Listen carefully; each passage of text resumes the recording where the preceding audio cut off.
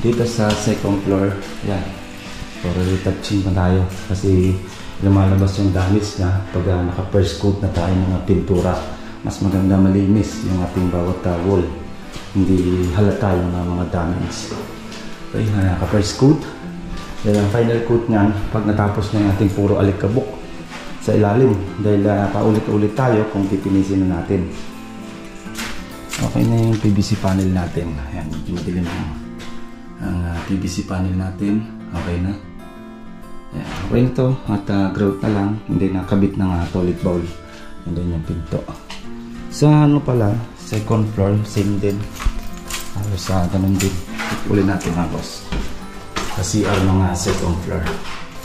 Nakabit na rin natin yung PVC panel dito. Okay na rin.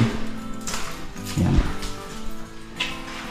Yan. Inayon na lang natin yung haspi niya sa haspi nitong sa wood. Wood tiles natin. Yan. Yan. Maganda yung kanyang PVC na pili. Simple nga pagkahaspi. Bar counter. Ayan din. Nakabit na rin yung kanyang bar counter. Yung mga ilaw na kabang. Yan.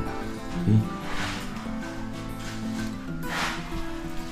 Yan dito sa laundry area. Yan. Tinatiles na yung ating laundry area. Palalagyan natin sa gilid mga G's lang o 10 cm para pagbuhos ng tubig hindi madadamay na yung ating pintura.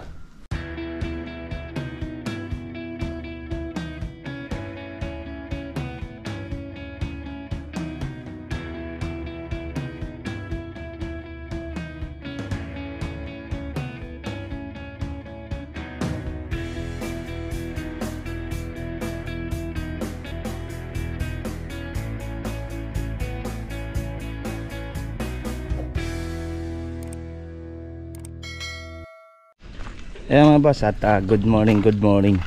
Welcome back ulit sa ating YouTube channel. Update na natin itong Block 31 ng Lemobrosa Phase 3. Yan mga boss, update na natin yung tinatiles at yung ibang ginawa ng ilang araw.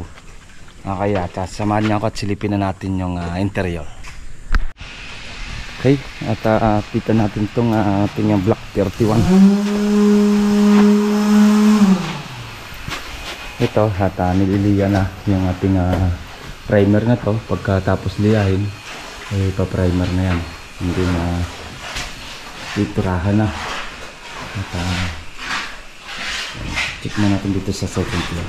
Ito, kakalam ko gagawin na lalagyan natin na wood planks din, katulad sa Block 34. I-order na natin wood planks nito. Papalitan na natin itong reflex. Dito sa second floor, yan. For retouching na tayo kasi lumalabas yung damage na pag naka first coat na tayo ng pintura. Mas maganda malinis yung ating bawat wall, hindi halata yung mga damage.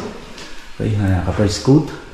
Then ang final coat niyan pag natapos na yung ating puro alikabok sa ilalim, dahil paulit-ulit tayo kung pipinisin na natin. Okay, retouch pa lang at nakikita yung bawat damage. Okay. Yan, ito first coat. Okay, yan, halos patapos na itong second floor natin. Yung mga pinto tamba na lang, hindi na yung last coat na ang gagawin natin dito sa second floor. Okay, yan, yun itong railings at dudugsungan na lang natin yan. Ito, bilihan din natin ng handle same dito sa Block 37. Yung may handle dito ng wood para masarap hawakan. Put natin dito sa kitchen. Yan, tinatiles natin dito. Okay na yung tiles natin dito. Okay na rin. Hindi na dito naman. Okay na yung PVC panel natin. Ayan, medyo madilim ang PVC panel natin. Okay na.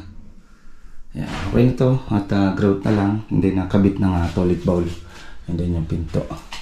Sa ano pala, second floor, same din. Halos ganun din. Uli natin mga boss. Sa CR ng second floor. Nakabit na rin natin yung PVC panel dito. Okay na rin. Yan. Yan. Inayon na lang natin yung haspi niya sa haspi nitong sa wood. Wood tiles natin. Yan. Yan. Maganda yung kanyang PVC na pili. Simple nga pagkaspi. Then, ito, shower na lang din, kakabit. Then, yung glass dito. Yan. And then, sa breaker, yan, may order na. Kailangan ma-order na ng client yung breaker na kakabit dito. Para may kabit na namin. Okay. Yan. Dito sa second floor yan, CR. Puro final na lang kami dito. Kaya, saka na yung final nito pag tapos na yung liyahan natin dito sa ilalim. Wala nang alikabok. Para dire-diretso yung finish na. Ito yung mga PVC panel natin. Anti-floated. Meron na rin dyan. Okay. Ito, nililiyan na. Then, say malipas ng ilang araw, pintura na rin to ng primer. Okay. Yung design ni ma'am na lalagyan natin ng strip light yan. Bungi yan. Kado sa dulo. Yan, tatakpan na lang natin yan. Tatambulan na lang natin yan. Parang beam. Parang style pinto lang siya. Yan. Takpan na lang natin yan. Bar counter. Ayan din. Nakabit na rin yung kanyang bar counter. Yung mga ilaw nakabang. Yan. Okay. Yan dito sa laundry area. Yan. Tinatiles na yung ating laundry area. Palalagyan natin sa gilid mga G's lang o 10 cm para pagbuhos ng tubig hindi madadamay na yung ating pintura. Okay, ayan sa laundry area nakadrop tayo dito. Then palalagyan na lang to ng sliding. Dito naman sa kitchen, ayan, ito may bukas. Patatiles na rin natin itong lababo. Then dito na lang naman yung itatiles. Hindi na natin sinagad dyan doon dahil ang tiles natin dyan nakaangat. Kumbaga nakataas tayo ng mga 2 inches dyan para sa cabinet natin. Para hindi na mabasa yung cabinet. Okay, and then ito, tiles lang din 30 by 60. And then dito naman sa yung tiles na mga gamitin dito yung kanyang 60 by 120. Ito yan. Okay, ayan. Ayan, outlet lang naman yan doon na tinahan sa likod. Yung outlet niyan. Then bubutasan na lang natin para sa kanyang ring shoe. Then dito, yung kanyang rep. Maluwag pa yung rep niya dito. Kaya saksakan. Then ito yung awning. 4 na awning lalagay natin dyan.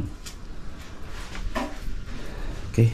Okay na yung ating kitchen. Ito, madali na itong PVC. Piniprepare na lang yung pintura dito. Pag napinturahan na, saka natin nakabit yung PVC panel. Kaya mga boss, yan ang ating kunting facility dito sa Block 31. Ayan, at halos patapos na yung tiles natin by bukas. Papakabit na natin yung tiles dito naman sa lababo nya. Yan, para puro full finish na lang tayo dahil ang PVC madali na may kabit yan. Puro pintura na lang matitira natin. Okay, next up, pasilip na lang natin itong Block 37 by bukas na. Yan. Bukas natin i-upload yung Block 37. Okay, hanggang dito na lang mga boss at ingat-ingat tayo. Bye-bye. Ito pong J Uragon Vlog, napakaganda po ng channel na ito, no? Tungkol po ito sa construction. Actual construction po ang channel na ito, no? Pag pinanood nyo po ito, panalo po kayo sa channel na ito. Napakaganda po ng mga video niya. Lalo na pong magaganda, no, yung mga iba't ibang design niya. Kakaiba po yung mga iba't ibang design niya sa mga kisame. Subukan nyo pong panoorin J Uragon Vlog na ito. Matutuwa po kayo pag pinanood nyo po yung mga video niya. Maraming salamat po.